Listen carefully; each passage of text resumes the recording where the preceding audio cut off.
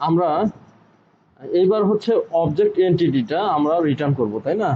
আচ্ছা, তাহলে লেট বা ভার নিলাম। এবার এবার কি নিব? ভার স্টুডেন্টস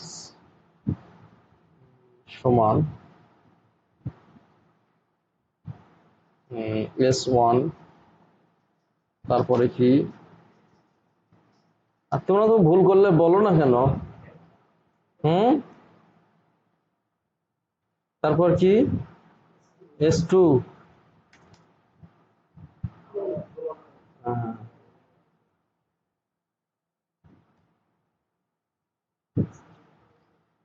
S3। আচ্ছা, তাহলে S1 কি? S1 লিখি হচ্ছে সাপোজ বিপ্লব আসছে। আচ্ছা, বিপ্লব। আচ্ছা, ভুল থাকলে ধরায় দিবা, হ্যাঁ। S2 দিলাম হচ্ছে মিজান। এখানে ভুলটা কোথায়? হ্যাঁ হ্যাঁ হ্যাঁ, ভুল ধরায় দিতে হবে। আচ্ছা, এখন আমরা ফর লুপ সেম ক্যাটাগরিতেই লিখবো, তাই না? ফর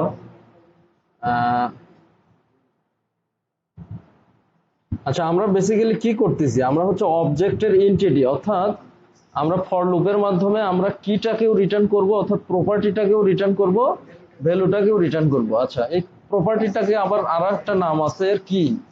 আমরা পিএসপি তে পড়ছিলাম কি অ্যারে কি বা কি। ওই অ্যারে কিটাও একটা প্রপার্টি। আবার জাভাস্ক্রিপ্টে একটা প্রপার্টিকে কি বলা যায়? কে ই অয়, কি। হ্যাঁ। আচ্ছা, এখন অর্থাৎ আমরা এর আগে শুধু রেজাল্টটা পাইছি, এবার কি দুইটা, অর্থাৎ প্রপার্টি এবং ভ্যালু দুইটাকেই রিটার্ন করব। আচ্ছা, তাহলে লেট বা ভার এক্স ইন, ইন একটা কি অপারেটর। আচ্ছা, এখন যদি আমরা শুধু এক্স কে রিটার্ন করি,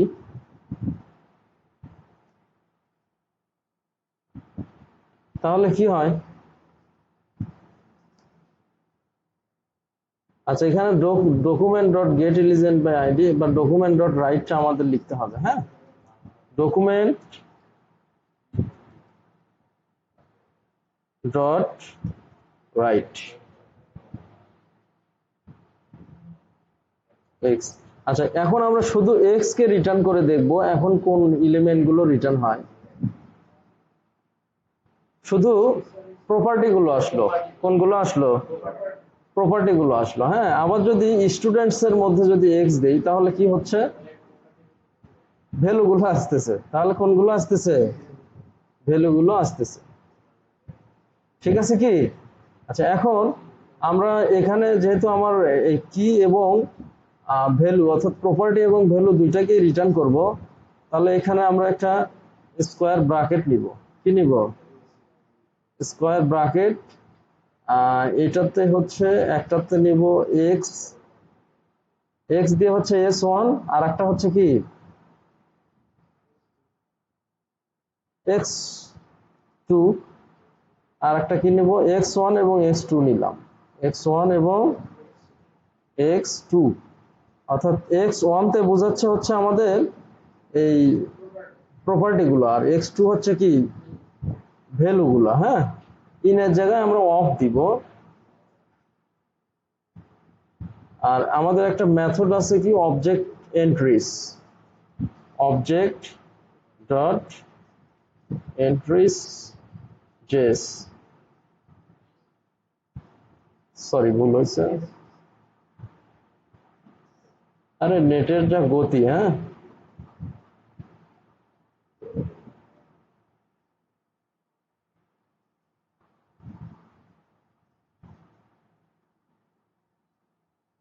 আচ্ছা, এখানে আমি একটা এমটি ভেরিয়েবল নেই নাকি? এমটি ভেরিয়েবলটার নাম কি নিব? S name.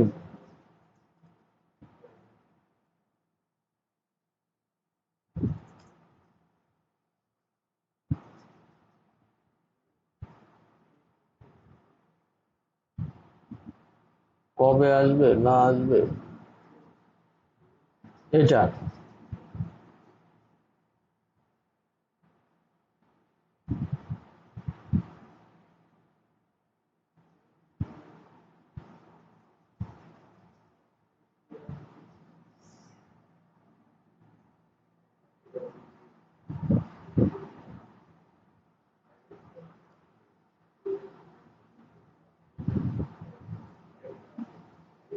অবজেক্ট এন্টিটি একটা মেথড যেটাতে দুটোই আসবে, আমার প্রপার্টিও আসবে ভ্যালু আসবে। আর অবজেক্ট ভ্যালু দিয়ে শুধু কি আসবে, শুধু ভ্যালুগুলো আসবে, শুধু কি আসবে, শুধু ভ্যালু। আর অবজেক্ট এন্টিটি দিয়ে কয়টা আসবে, দুটো আসবে। অর্থাৎ এখানে ভার তো আমাদের নিতেই হবে, অর্থাৎ x1টাও একটা ভেরিয়েবল, x2টাও একটা কি ভেরিয়েবল। x1 দিয়ে অ্যাক্সেস করলাম প্রপার্টি গুলোকে, x2 দিয়ে অ্যাক্সেস করলাম ভ্যালু গুলোকে। হ্যাঁ, অফ একটা অপারেটর।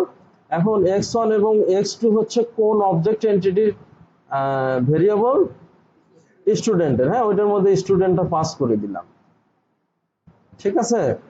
আচ্ছা, এখন আমরা এটাকে নিব, এটাকে নিয়ে কি কনক্যাটিনেট করব, নিয়ে তাহলে স্টুডেন্ট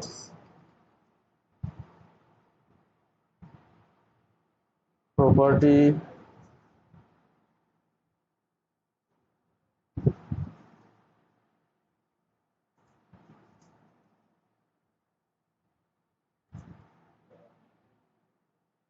প্লাস প্লাস, এখানে একটা বিয়ার দিব, কি দিব, বিয়ার।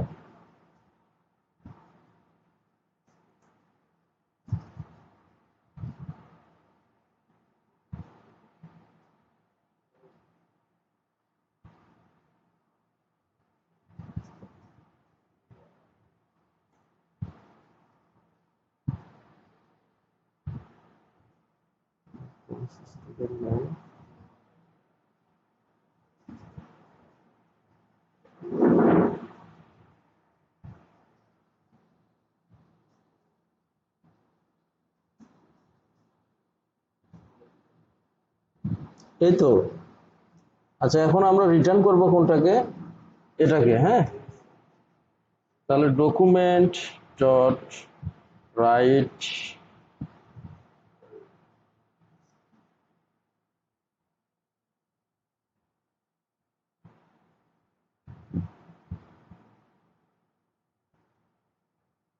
আচ্ছা, এখানে জাস্ট আমি প্রিন্ট করলাম, এখানে কি করলাম, x1 কেও প্রিন্ট করলাম, x2 কেও কি করলাম, প্রিন্ট করলাম। লুপে তো এইভাবে প্রিন্ট করতে হয়, তাই না? এর আগে যেটা সেটা সেখানে প্রিন্ট করছিলাম ভ্যালুটাকে।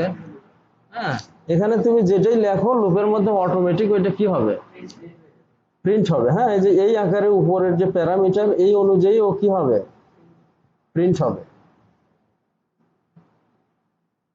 আসছে?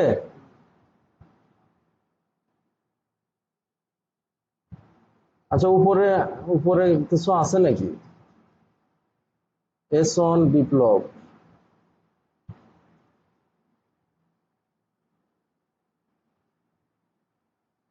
এই জিনিসগুলা ঝামেলা করতেছে, এগুলো পরে দিয়ে। হ্যাঁ,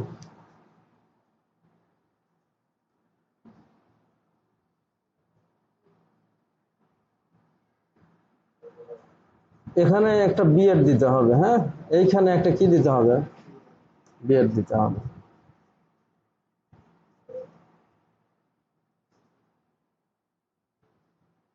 আসছে কিন্তু। তাহলে S1 হচ্ছে কি বিপ্লব, S2 কি মিজান, আর S3 কি আব্দুল্লাহ। অর্থাৎ এটা আমার স্টুডেন্টরা একটা অবজেক্ট এন্টিটিস এর এই মেথডটার মাধ্যমে কাজ করবে।